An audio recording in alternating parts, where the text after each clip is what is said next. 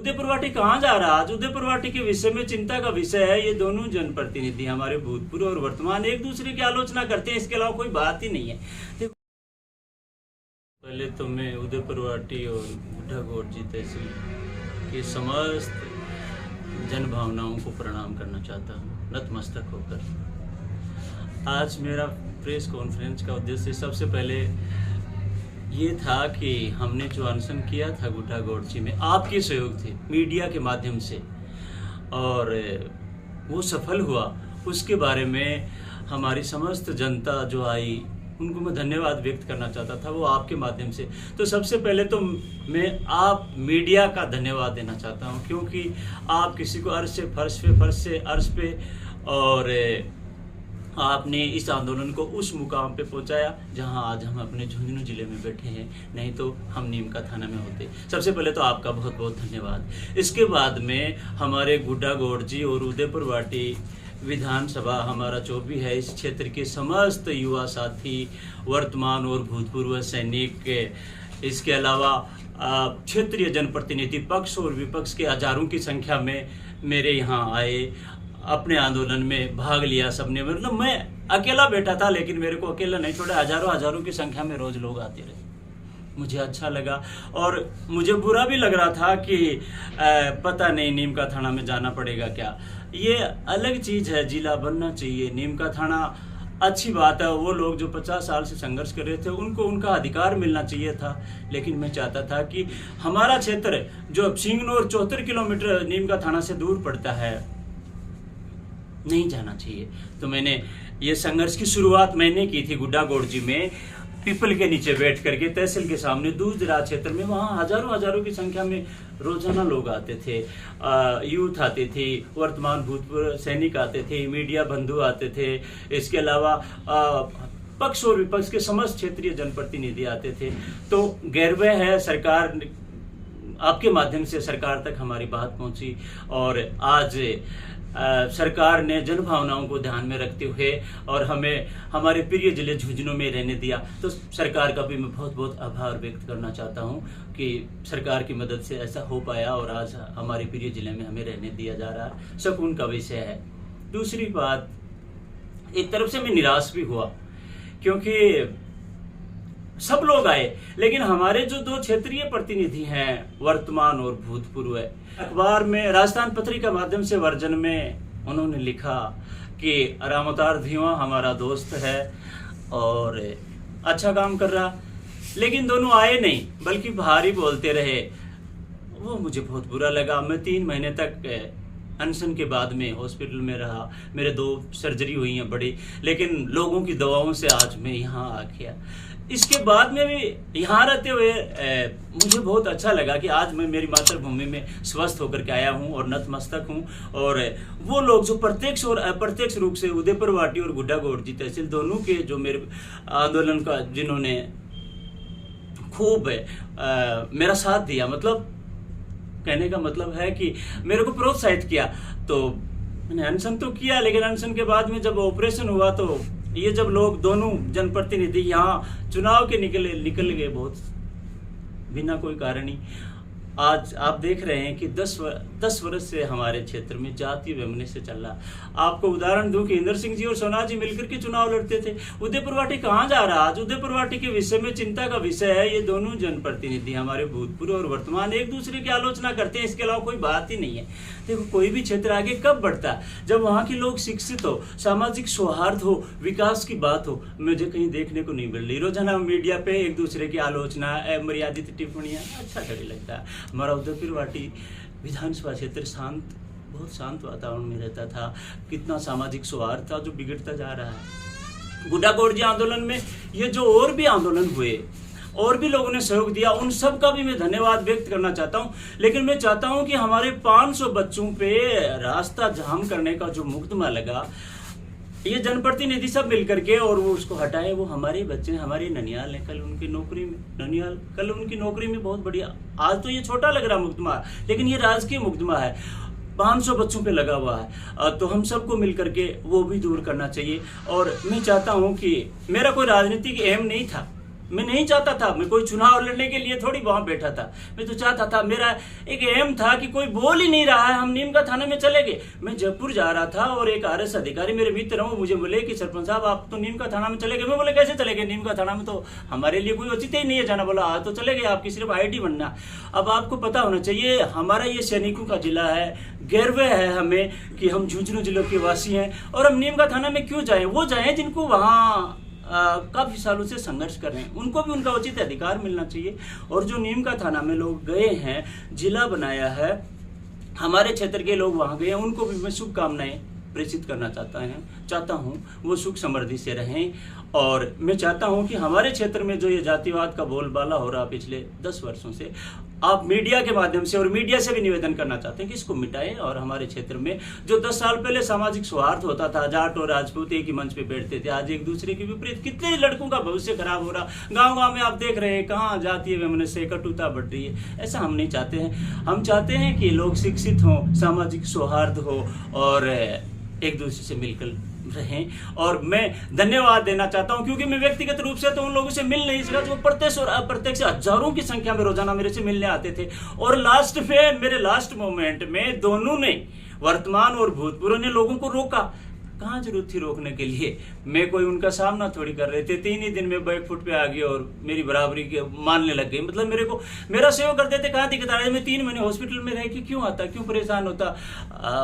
बहुत परेशान हुआ हूँ 3 महीने, लेकिन अब खुश हूँ, सकून हूँ कि मैं आज मेरी मातृभूमि पे हूँ और सरकार ने हमारी बात मानी।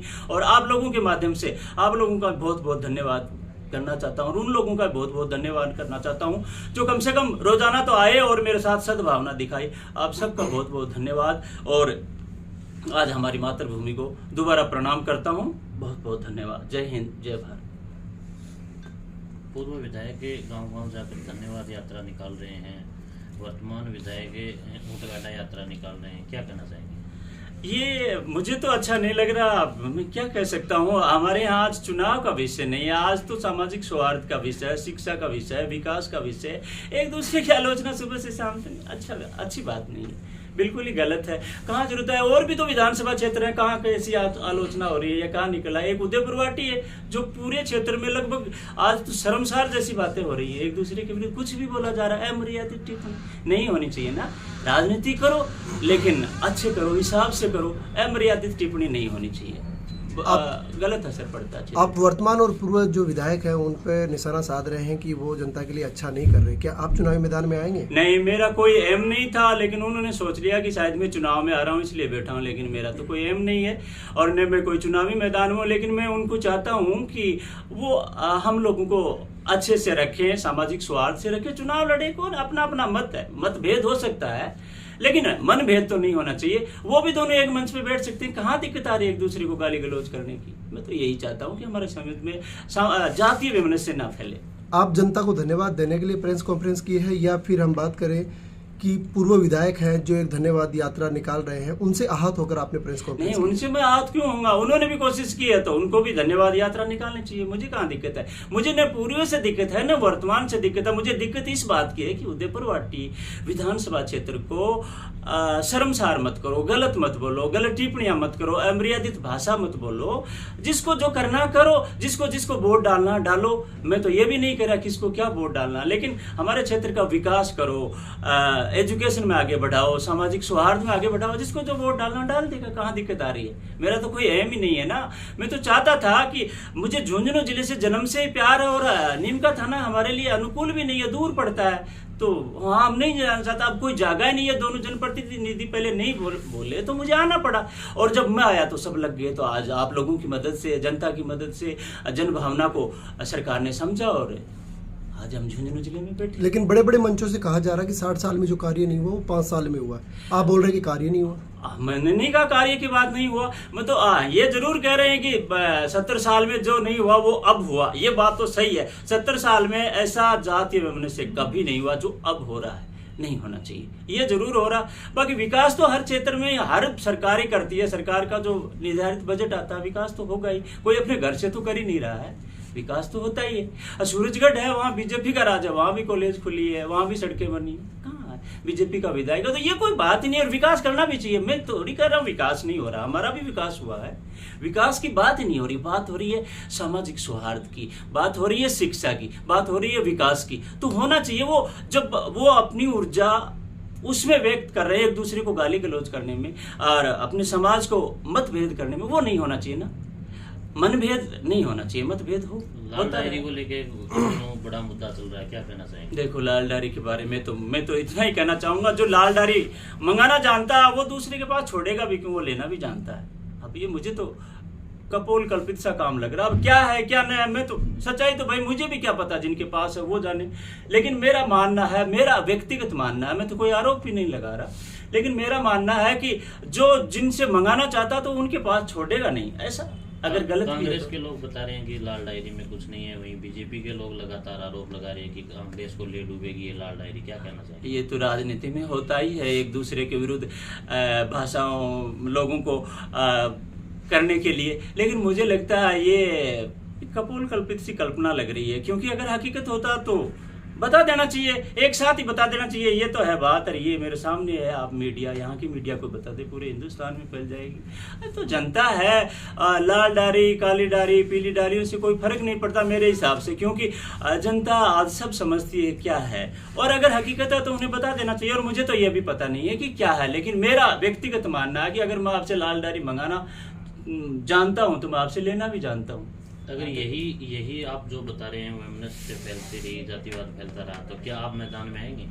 नहीं, मेरा ऐसा कोई इरादा नहीं है। हालांकि मेरे को हजारों लोगों ने फोन भी किया है, लेकिन मेरा ऐसा कोई विचार नहीं है, फिलहाल तो कोई विचार नहीं है। देखो, कल के बारे में तो कोई नहीं कह सकता। मैंने भी चुनाव लड़ा, लगातार स्कूल कॉलेजों में भी पढ़ाया है, मेरी भी पैठ है। 5 साल बामलास की ग्राम पंचायत की जनता ने मुझे सिर आंखों पर 5 बार लगातार मुझे और मेरे परिवार ने, छठी बार भी मैं 8 वोटों से चुनाव सिली, और वो भी तब हुआ जब ये दोनों जनप्रतिनिधि, पता ही नहीं, उनकी मर्जी थी, वो भी नहीं चाहते होंगे कि मैं आगे बढ़ूं, तो दोनों ने विरोध किया तो 8 वोटों से स्लिप हो गया। लेकिन फिर भी मैं धन्यवाद देना चाहूंगा, मेरी जनता आज भी मुझे सिर आंखों पर रखती। लेकिन वो कोई मैटर ही नहीं होता, हार जीत चुनाव में चलती रहती है, बड़े बड़े लोग हार जाते हैं। सीसरा मोला माहिर आजाद से यहाँ हार गए थे सीसराम जी, तो वो कोई बड़ी बात नहीं है, कौन किससे क्या हारता। मैं चाहता हूं कि मेरी उदयपुर वाटी को चैन से रहना देना चाहिए, विधानसभा क्षेत्र को पूरे को। हम वीरों की भूमि है यहाँ सामाजिक सौहार्द पहले से चला रहा है, उसको क्यों खो रहे हो आपस में लड़के? जिसको वोट देना, जो जीतेगा जीत जाएगा। भूख हड़ताल के बाद आप अब दोबारा आए, इतने दिन क्या रहा था? आपकी तबीयत खराब थी? मेरी तबीयत बहुत खराब थी। मैं पहले सिक्कर में मित्तल हॉस्पिटल में तो यही कहने लग गया कि बचेगा नहीं, मेरा लीवर खराब हो गया, मेरी पित्त की थैली का ऑपरेशन हुआ, निकल गया। दुर्लभ जी में हिंदुस्तान के टॉप डॉक्टरों ने इलाज किया है। इसके अलावा मेरा ये था, ये भी होगा, लेकिन ये तो गौण मैटर है, जिले के लिए हम जान भी दे सकते थे, कोई खास बात नहीं है। लेकिन जो अब हो रहा वो नहीं होना चाहिए। हमारे आने वाले पीढ़ियों के बारे में हमें सोचना चाहिए, उनका फ्यूचर खराब हो सकता है, जैसा ऐसा अब चल रहा है। अरे कहीं क्षेत्र में कोई भी अभी चुनाव प्रक्रिया ही नहीं चल रही, और यहाँ 4 महीने से यही चल रहा है, गलत तो है। आपने अपनी जान दांव पर लगाने की कोशिश कर दी, तो अब उदयपुर वाटी की जनता को क्या संदेश देना चाहिए? मैं तो उदयपुर वाटी की जनता को यही संदेश देना चाहता हूँ कि जिसको जो वोट डाले। लेकिन आप लोगों ने मेरा अनशन के दौरान जो सहयोग किया, हाँ कुछ कारण हो सकते हैं, दूर दराज क्षेत्र था, मैंने कोई साधन भी नहीं लगाए, किसी को फोन पे भी नहीं बोला, फिर भी आप हजारों की संख्या में रोजाना आए। लास्ट मोमेंट पे दोनों ही नेताओं ने आपको रोका। यही नहीं बल्कि 27 तारीख को जब 28 को मीटिंग होनी, तो 27 को मेरे साथी जो बैठे थे इनके आईडी सेल ने फोन ही हैंग कर दिया। तो आपने गलत बात है। आमरण अनशन धरना प्रदर्शन के दौरान ने एक बात भी कही थी कि हमें खतरा है, तो वो बात अगर दोबारा बताएं आप। अब खतरे की क्या बातें हैं, जिसके 2-3 दिन ऑपरेशन हो गया और अपने क्षेत्र के लिए जीवन ही जिसने ध्यान में दे दिया था, तो मैंने तो एक कहा था कि ऐसा हो सकता है, क्योंकि कुछ स्वार्थी तत्व है, कुछ जो भी थे आए थे, तो कौन चीजें हैं, क्या खतरा है। आपने अनशन के दौरान एक बड़ी सभा भी की थी, हाँ की थी, बिल्कुल। तो लोगों का सहयोग मांगा था। अब आप लोगों को गांव-गांव तक जाकर आप भी कोई संदेश देना चाहोगे? हाँ, मैं उन लोगों से जो कम से कम आए और लगातार मेरे संपर्क में रहे, और ये नहीं पक्ष विपक्ष के समस्त जनप्रतिनिधि आए, सिर्फ हमारे वर्तमान और भूतपूर्व विधायक को छोड़ करके टोटल जो हमारे क्षेत्र के जनप्रतिनिधि आए, उन सबका मैं धन्यवाद व्यक्त करना चाहता हूँ, उन युवाओं का धन्यवाद व्यक्त करना चाहता हूँ। और वो फौजी जो बाहर बॉर्डर पे बैठे हैं, वो मुझे रोजाना फोन करते हैं कि सरपंच साहब आपने अच्छा किया। अब मैं तो मेरा कोई सहयोग नहीं मानता। मैं तो हम सब लोगों का, मीडिया का, जनता का, युवा का, सैनिकों का और समस्त मेरी माता बहनों का ये सहयोग मानता हूँ। वहाँ नरेगा में काम करने वाली माता बहनों ने हमारा सहयोग किया, तो मानता हूँ कि हम किसी काम तो आए। और मरना डरने वाली तो क्या बात होती है, जीवन में कुछ है ही नहीं। हम चाहते हैं कि हमारे आने वाली पीढ़ियां भी ये सीखें कि हमारा क्षेत्र में सब अच्छा गुड्डावर्ड जी को आपने झुंझुनू जिले में रखने को लेकर संघर्ष किया, और दूसरी तरफ अब आज हैं जो विपक्षी नेता आपकी सभा में आने वाले लोगों को रोकने की प्रयास किया, वो लोग अब वाई लूट रहे हैं कि हमने जिले में गुड्डावर्ड जी को जिले को बचाने के लिए संघर्ष किया है। उस पर क्या कहेंगे आप? देखो, मैं तो क्या कहूँगा, आप कौन क्या कहता है उस बारे में मेरी कोई मतलब ही नहीं है इन चीज़ों से। मुझे कह रहे हैं तो गलत कह रहे हैं, लेकिन मैं तो ये चाहता हूँ कि इस क्षेत्र में सामाजिक सौहार्द रहने दो।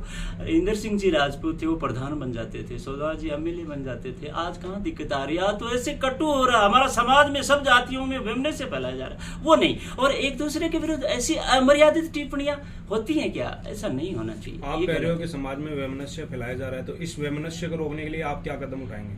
मैं तो आप और जनता से गुजारिश करूंगा कि आप सहयोग से रहें। जिसको वोट डालना है डाल लो, अपने बच्चों को फ्यूचर के बारे में सोचो, उनको अच्छे से पढ़ाओ, सामाजिक सौहार्द से रहो। नेताओं का क्या बिगड़ता है? तो जयपुर रहने वाले वोट लेके वहां चले जाएंगे, बिगड़ेगा तो हमारा और आप लोगों का, हमारे बच्चों का। इनका तो कुछ बिगड़ना नहीं, इनकी तो आर्थिक स्थिति भी मजबूत है और इनके तो धंधे भी बाहर है, तो उनको क्या मतलब है? तो आप इस दलदल में क्यों फंस रहे हो? जिसको वोट डालना डाल दो, आराम से रहो, अपने बच्चों को अच्छे पढ़ाओ, अच्छा खाओ पियो, मस्त रहो, अच्छे सामाजिक सौहार्द के साथ रहो। क्यों गाँव उद्योगवाड़ी क्षेत्र की जनता को इन दो नेताओं के अलावा तीसरा कोई विकल्प नहीं मिल रहा है, और आप दोनों नेताओं पे आरोप लगाए कि वैमनस्य फैला रहे हैं, तो तीसरा कोई विकल्प हो तभी तो जनता दूसरे को चुने। देखो, राजनीति में कहते हैं कि 7 दिन का समय भी बहुत होता है। If you don't like a rule, just follow it, this in the top and change the rule.